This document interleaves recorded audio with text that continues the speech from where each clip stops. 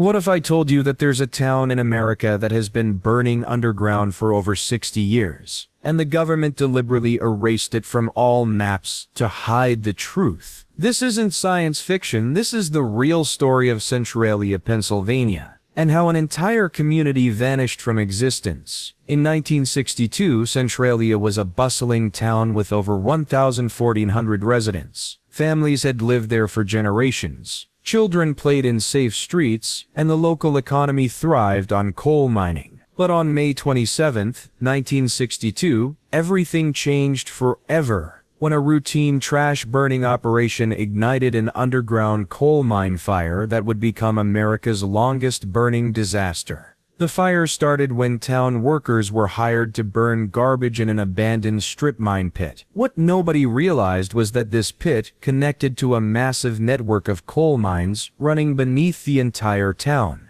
The small fire quickly spread underground, igniting coal seams that had been dormant for decades. Within months, the ground beneath Centralia became a literal hell on earth. Residents began experiencing terrifying phenomena. Deadly carbon monoxide gas seeped through basement floors and cracks in sidewalks. The ground became so hot that it melted snow in perfect circles during winter months. Families found their basement temperatures reaching over 100 degrees Fahrenheit, making their homes unlivable. Trees died in mysterious patterns across the town. And most frightening of all, massive sinkholes began opening without warning. These weren't ordinary sinkholes. They were filled with toxic gases that could kill within minutes. In 1981, 12-year-old Todd Domboski was playing in his grandmother's backyard when the ground suddenly gave way beneath his feet. He fell into a sinkhole 4 feet wide and 150 feet deep, filled with deadly carbon monoxide.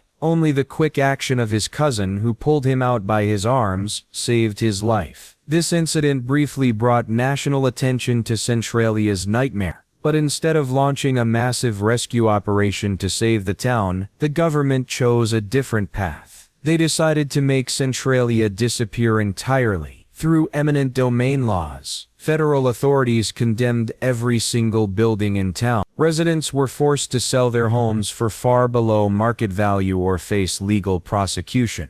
Those who refused to leave had their postal service cut off. And incredibly, the government revoked the town's zip code. By the 1990s, most of Centralia's buildings had been demolished. The government literally erased the town from official maps. If you search for Centralia on most GPS systems today, you'll find nothing but empty space. Route 61, the main highway through town, was permanently closed as the underground fire began consuming the asphalt road itself. Today, only a handful of residents remain in what was once a thriving community. Steam and toxic gases still rise from cracks in the abandoned highway. The underground fire continues to burn, and experts estimate it could keep burning for another 200. The area looks like a post-apocalyptic wasteland, empty lots where homes once stood, broken sidewalks leading nowhere, and an eerie silence where children's laughter once filled the air. But here's the most disturbing part of this story. Government documents suggest that Centralia wasn't an isolated incident. There are dozens of other underground coal fires burning across America, particularly in Pennsylvania, West Virginia, and Kentucky. Many of these fires have been burning for decades, yet the information is kept classified to avoid panic and the massive costs of relocating entire communities. Real estate records show that government agencies have been quietly purchasing land in other coal mining regions, often in areas where residents report strange odors, ground warmth, and unexplained health problems. The Centralia template has become the preferred solution.